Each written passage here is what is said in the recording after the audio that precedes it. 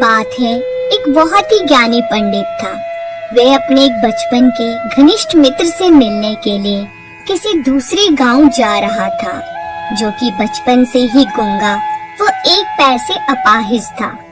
उसका गांव काफी दूर था और रास्ते में कई और छोटे छोटे गांव भी पड़ते थे। पंडित अपनी धुन में चला जा रहा था कि रास्ते में उसे एक आदमी मिल गया, जो देखने में बड़ा ही हष्ट पुष्ट था। वह भी पंडित के साथ ही चलने लगा। पंडित ने सोचा कि चलो अच्छा ही है, साथ साथ चलने से रास्ता जल्दी कट जाएगा। पंडित ने उस आदमी से उसका नाम पूछा तो उस आदमी ने अपना नाम महाकाल बताया। पंडित को ये नाम बड़ा अजीब लगा, लेकिन उसने नाम के विषय में और कुछ पूछना उचित नहीं समझा। दोनों धीरे धीरे चलते रहे। तभी रास्ते में एक गांव आया। महाकाल ने पंडित से कहा, तुम आगे चलो, मुझे इस गांव में एक संदेशा देना है, मैं तुमसे आगे मिलता हूँ। ठीक है कहकर पंडित अपनी धुन में चलता रहा। तभी एक भैंस ने एक आदमी को मार दिया और जैसे ही भैंस ने आदमी को मारा, लगभग तुरंत ही महाकाल वापस पंडित के पास पहुँच गया। चलते चलते दोनों एक दूसरे गांव के बाहर पहुँचे, जहाँ एक छोटा सा मंदिर था। ठहरने की व्यवस्था ठीक लग रही थी और क्योंकि पंडित के मित्र का गांव अभी काफी दूर था, साथ ही रात्रि होने वाली थी। सो पंडित ने कहा, रात्रि होने वाली है, पूरा दिन चले हैं, थकावट भी बहुत हो चुकी है, इसलिए आज की रात हम इस मंदिर में रुक जाते हैं। भूख भी लगी है, सो भोजन भी कर लेते हैं और थोड़ा विश्राम करके सुबह फिर से प्रस्थान करेंगे। महाकाल ने जवाब दिया, ठीक है, लेकिन मुझे इस गांव में किसी को कुछ सामान देना है, सो मैं लेकर आता हूँ। तब तक तुम भोजन कर लो, मैं बाद में खा लूँगा। और इतना कहकर वह चला गया। लेकिन उसके जाते ही कुछ देर बाद उस गांव से धुआं उठना शुरू हुआ और धीरे धीरे पूरे गांव में आग लग गई थी। पंडित को आश्चर्य हुआ। उसने मन ही मन सोचा कि जहाँ भी ये महाकाल जाता है, वहाँ किसी न किसी तरह की हानि क्यों हो जाती है, जरूर कुछ गड़बड़ है। लेकिन उसने महाकाल से रात्रि में इस बात का कोई जिक्र नहीं किया। सुबह दोनों ने फिर से अपने रास्ते की ओर चलना शुरू किया। कुछ देर बाद एक और गांव आया और महाकाल ने फिर से पंडित से कहा कि पंडित जी, आप आगे चलें, मुझे इस गांव में भी कुछ काम है, सो मैं आपसे आगे मिलता हूँ। इतना कहकर महाकाल जाने लगा, लेकिन इस बार पंडित आगे नहीं बढ़ा, बल्कि खड़े होकर महाकाल को देखता रहा कि वह कहाँ जाता है और क्या करता है। तभी लोगों की आवाजें सुनाई देने लगी कि एक आदमी को सांप ने डस लिया और उस व्यक्ति की मृत्यु हो गई। ठीक उसी समय महाकाल फिर से पंडित के पास पहुंच गया, लेकिन इस बार पंडित को सहन न हुआ। उसने महाकाल से पूछ ही लिया कि तुम जिस गांव में भी जाते हो, वहाँ कोई ना कोई नुकसान हो जाता है, क्या तुम मुझे बता सकते हो कि आखिर ऐसा क्यों होता है? महाकाल ने जवाब दिया, पंडित जी, आप मुझे बड़े ज्ञानी मालूम पड़े थे, इसलिए मैं आपके साथ चलने लगा था, क्योंकि ज्ञानियों का संग हमेशा अच्छा होता है। लेकिन क्या सचमुच आप अभी तक नहीं समझे कि मैं कौन हूँ? पंडित ने कहा, मैं समझ तो चुका हूँ, लेकिन कुछ शंका है, सो यदि आप ही अपना उपयुक्त परिचय दे दें तो मेरे लिए आसानी होगी। महाकाल ने जवाब दिया कि मैं यमदूत हूँ और यमराज की आज्ञा से उन लोगों के प्राण हरण करता हूँ जिनकी आयु पूर्ण हो चुकी है। हालांकि पंडित को पहले से ही इस बात की शंका थी, फिर भी महाकाल के मुंह से ये बात सुनकर पंडित थोड़ा घबरा गया, लेकिन फिर हिम्मत करके पूछा कि अगर ऐसी बात है और तुम सचमुच ही यमदूत हो, तो बताओ अगली मृत्यु किसकी है? यमदूत ने जवाब दिया कि अगली मृत्यु तुम्हारे उसी मित्र की है जिसे तुम मिलने जा रहे हो, और उसकी मृत्यु का कारण भी तुम ही होगे। ये बात सुनकर पंडित परेशान और हैरान हो गया कि यदि वास्तव में वह महाकाल का एक यमदूत हुआ तो उसकी बात सही होगी और उसके कारण मेरे बचपन के सबसे घनिष्ठ मित्र की मृत्यु हो जाएगी। इसलिए बेहतर यही है कि मैं अपने मित्र से मिलने ही ना जाऊं। कम से कम मैं तो उसकी मृत्यु का कारण नहीं बनूंगा। तुम जो सोच रहे हो वो मुझे भी पता है, लेकिन तुम्हारे अपने मित्र से मिलने ना जाने के विचार से नियति नहीं बदल जाएगी। तुम्हारे मित्र की मृत्यु निश्चित है और वे अगले कुछ ही क्षणों में घटित होने वाली है। महाकाल के मुख से ये बात सुनते ही पंडित को झटका लगा, क्योंकि महाकाल ने उसके मन की बात जान ली थी, जो कि किसी सामान्य व्यक्ति के लिए तो संभव ही नहीं था।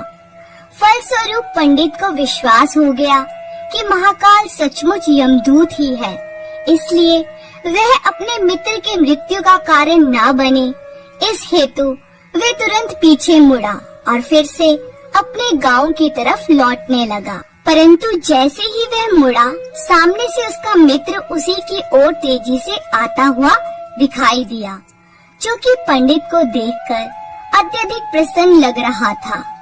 अपने मित्र के आने की गति को देख पंडित को ऐसा लगा जैसे कि उसका मित्र काफी समय से उसके पीछे पीछे ही आ रहा था, लेकिन क्योंकि वह बचपन से ही गूंगा व एक पैर से अपाहिज था, इसलिए ना तो पंडित तक पहुंच पा रहा था, ना ही पंडित को आवाज देकर रोक पा रहा था। लेकिन जैसे ही वह पंडित के पास पहुंचा, अचानक ना जाने क्या हुआ और उसकी मृत्यु हो गई। पंडित हक्का बक्का सा आश्चर्य भरी नजरों से महाकाल की ओर देखने लगा, जैसे कि पूछ रहा हो कि आखिर हुआ क्या उसके मित्र को। महाकाल पंडित के मन की बात समझ गया और बोला, तुम्हारा मित्र पिछले गांव से ही तुम्हारे पीछे पीछे आ रहा था, लेकिन तुम समझ ही सकते हो कि वह अपाहिज व गूंगा होने की वजह से ही तुम तक नहीं पहुंच सका। उसने अपनी सारी ताकत लगाकर तुम तक पहुंचने की कोशिश की, लेकिन बुढ़ापे में बचपन जैसी शक्ति नहीं होती शरीर में, इसलिए हृदय आघात की वजह से तुम्हारे मित्र की मृत्यु हो गई और उसकी वजह हो तुम, क्योंकि वे तुमसे मिलने हेतु तुम तक पहुंचने के लिए ही अपनी सीमाओं को लांघते हुए तुम्हारे पीछे भाग रहा था।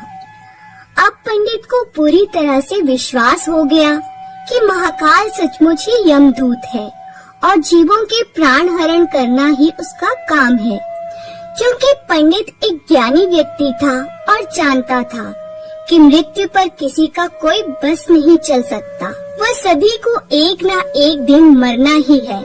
इसलिए उसने जल्दी ही अपने आप को संभाल लिया, लेकिन तभी उसके मन में अपनी स्वयं की मृत्यु के बारे में जानने की उत्सुकता हुई।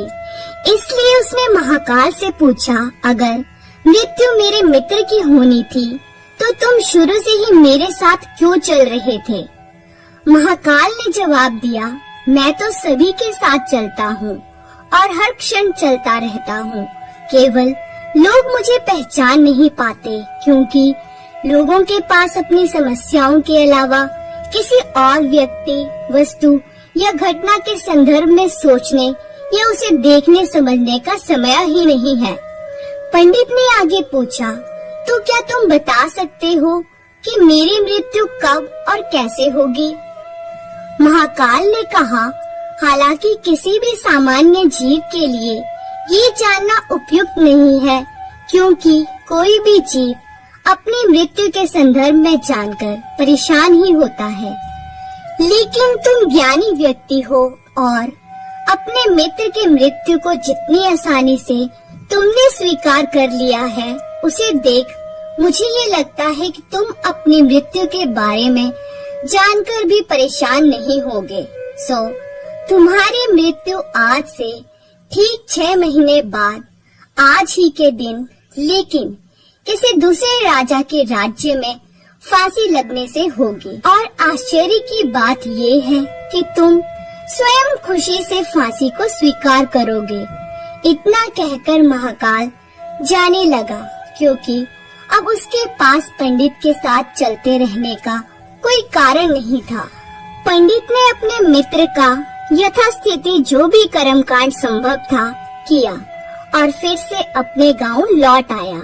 लेकिन कोई व्यक्ति चाहे जितना भी ज्ञानी क्यों ना हो, अपनी मृत्यु के संदर्भ में जानने के बाद कुछ तो व्यथित होता ही है और उस मृत्यु से बचने के लिए कुछ न कुछ तो करता ही है।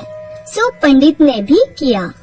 क्योंकि पंडित विद्वान था, इसलिए उसकी ख्याति उसके राज्य के राजा तक थी। उसने सोचा कि राजा के पास तो कोई ज्ञानी मंत्री होता ही है और वे उसकी इस मृत्यु से संबंधित समस्या का भी कोई न कोई समाधान तो निकाल ही देंगे। इसलिए वह पंडित राजा के दरबार में पहुंचा और राजा को सारी बात बताई। राजा ने पंडित की समस्या को अपने मंत्रियों के साथ बांटा और उनसे सलाह मांगी। अंत में सभी की सलाह से ये तय हुआ कि यदि पंडित की बात सही है तो जरूर उसकी मृत्यु 6 महीने बाद ही होगी। लेकिन मृत्यु तब होगी जबकि वह किसी दूसरे राज्य में जाएगा। यदि वह किसी दूसरे राज्य जाए ही ना तो मृत्यु नहीं होगी। ये सलाह राजा को भी उपयुक्त लगी, सो उसने पंडित के लिए महल में ही रहने की व्यवस्था करवा दी। अब राजा की आज्ञा के बिना कोई भी व्यक्ति उस पंडित से नहीं मिल सकता था, लेकिन स्वयं पंडित कहीं भी आ जा सकता था ताकि उसे ये न लगे कि वह राजा की कैद में है। हालांकि वह स्वयं ही डर के मारे कहीं आता जाता नहीं था। धीरे धीरे पंडित की मृत्यु का समय नजदीक आने लगा और आखिर वह दिन भी आ गया जब पंडित की मृत्यु होनी थी। जिस दिन पंडित की मृत्यु होनी थी उससे पिछली रात पंडित डर के मारे जल्दी ही सो गया ताकि जल्दी से जल्दी वह रात और अगला दिन बीत जाए और उसकी मृत्यु टल जाए। लेकिन स्वयं पंडित को नींद में चलने की बीमारी थी और इस बीमारी के बारे में वे स्वयं भी नहीं जानता था। इसलिए राजा या किसी और से इस बीमारी का जिक्र करने अथवा किसी चिकित्सक से इस बीमारी का इलाज करवाने का तो प्रश्न ही नहीं था। पंडित अपनी मृत्यु को लेकर बहुत चिंतित था और नींद में चलने की बीमारी का दौरा अक्सर तभी पड़ता है जब ठीक से नींद नहीं आ रही। उसी रात पंडित को नींद में चलने का दौरा पड़ा। वह उठा और राजा के महल से निकलकर अस्तबल में आ गया। वह राजा का खास मेहमान था, इसलिए किसी भी पहरेदार ने उसे ना तो रोका न किसी तरह की पूछताछ की। अस्तबल में पहुंचकर वह सबसे तेज दौड़ने वाले घोड़े पर सवार होकर नींद की बेहोशी में ही राज्य की सीमा से बाहर दूसरे राज्य की सीमा में चला गया। इतना ही नहीं, वह दूसरे राज्य के राजा के महल में पहुंच गया और संयोग से उस महल के किसी भी पहरेदार ने उसे रोका नहीं, क्योंकि वे सब गहरी नींद में थे। वह पंडित सीधे राजा के शयन कक्ष में पहुंच गया। रानी के एक ओर उस राज्य का राजा सो रहा था, दूसरी ओर स्वयं पंडित जाकर लेट गया। सुबह हुई तो राजा ने पंडित को रानी के बगल में सोया हुआ देखा। राजा बहुत क्रोधित हुआ। पंडित को गिरफ्तार कर लिया गया। पंडित को तो समझ में ही नहीं आ रहा था कि वह आखिर दूसरे राज्य में और सीधे ही राजा के शयन कक्ष में कैसे पहुंच गया। लेकिन वहां उसकी सुनने वाला कौन था? राजा ने पंडित को राज दरबार में हाजिर करने का हुक्म दिया। कुछ समय बाद राजा का दरबार लगा, जहां राजा ने पंडित को देखा और देखते ही इतना क्रोधित हुआ कि पंडित को फांसी पर चढ़ा दिए जाने का फरमान सुना दिया। फांसी की सजा सुनकर पंडित कांप गया, फिर भी हिम्मत कर उसने राजा से कहा कि महाराज, मैं नहीं जानता कि मैं इस राज्य में कैसे पहुंचा। मैं ये भी नहीं जानता कि मैं आपके शयन कक्ष में कैसे आ गया और आपके राज्य के किसी भी पहरेदार ने मुझे रोका क्यों नहीं। लेकिन मैं इतना जानता हूँ कि आज मेरी मृत्यु होनी थी और होने जा रही है। राजा को ये बात थोड़ी अटपटी लगी। उसने पूछा, तुम्हें कैसे पता कि आज तुम्हारी मृत्यु होनी थी? राजा के सवाल के जवाब में पंडित ने पिछले 6 महीनों की पूरी कहानी बता दी और कहा कि महाराज, मेरा क्या, किसी भी सामान्य व्यक्ति का इतना साहस कैसे हो सकता है कि वे राजा की उपस्थिति में राजा के ही कक्ष में रानी के बगल में सो जाए। ये तो सरासर आत्महत्या ही होगी और मैं दूसरे राज्य से इस राज्य में आत्महत्या करने क्यों आऊंगा? राजा को पंडित की बात थोड़ी ठीक लगी, लेकिन राजा ने सोचा कि शायद वह पंडित मृत्यु से बचने के लिए ही महाकाल और अपनी मृत्यु की भविष्यवाणी का बहाना कर रहा है। इसलिए उसने पंडित से कहा कि यदि तुम्हारी बात सत्य है और आज तुम्हारी मृत्यु का दिन है, जैसा कि महाकाल ने तुमसे कहा है, तो तुम्हारी मृत्यु का कारण मैं नहीं बनूंगा। लेकिन यदि तुम झूठ कह रहे हो तो निश्चित ही आज तुम्हारी मृत्यु का दिन है। पड़ोसी राज्य का राजा उसका बहुत अच्छा मित्र था, इसलिए उसने तुरंत कुछ सिपाहियों के साथ दूसरे राज्य के राजा के पास पत्र भेजा और पंडित की बात की सत्यता का प्रमाण मांगा। शाम तक भेजे गए सैनिक फिर से लौट आए और उन्होंने आकर बताया कि महाराज, पंडित जो कह रहा है वे सच है। दूसरे राज्य के राजा ने पंडित को अपने महल में ही रहने की संपूर्ण व्यवस्था दे रखी थी और पिछले 6 महीने से ये पंडित राजा का मेहमान था। कल रात राजा स्वयं इससे अंतिम बार इसके शयन कक्ष में मिले थे और उसके बाद ये इस राज्य में कैसे पहुंच गया, इसकी जानकारी किसी को नहीं है। इसलिए उस राज्य के राजा के अनुसार पंडित को फांसी की सजा दिया जाना उचित नहीं है। लेकिन अब राजा के लिए एक नई समस्या आ गई, क्योंकि उसने बिना पूरी बात जाने ही पंडित को फांसी की सजा सुना दी थी। इसलिए अब यदि पंडित को फांसी ना दी जाए तो राजा के कथन का अपमान होगा और यदि राजा द्वारा दी गई सजा का मान रखा जाए तो पंडित की बेवजह मृत्यु हो जाएगी। राजा ने अपनी इस समस्या का जिक्र अपने अन्य मंत्रियों से किया और सभी मंत्रियों ने आपस में चर्चा कर ये सुझाव दिया कि महाराज, आप पंडित को कच्चे सूत के एक धागे से फांसी लगवा दें। इससे आपके वचन का मान भी रह जाएगा और सूत के धागे से लगी फांसी से पंडित की मृत्यु भी नहीं होगी, जिससे उसके प्राण भी बच जाएंगे। राजा को ये विचार उपयुक्त लगा और उसने ऐसा ही आदेश सुनाया। पंडित के लिए सूत के धागे का फांसी का फंदा बनाया गया और नियम अनुसार पंडित को फांसी पर चढ़ाया जाने लगा। सभी खुश थे कि ना तो पंडित मरेगा, ना राजा का वचन झूठा पड़ेगा। पंडित को भी विश्वास था कि सूत के धागे से तो उसकी मृत्यु नहीं होगी, इसलिए वह भी खुशी खुशी फांसी चढ़ने को तैयार था, जैसा कि महाकाल ने उसे कहा था।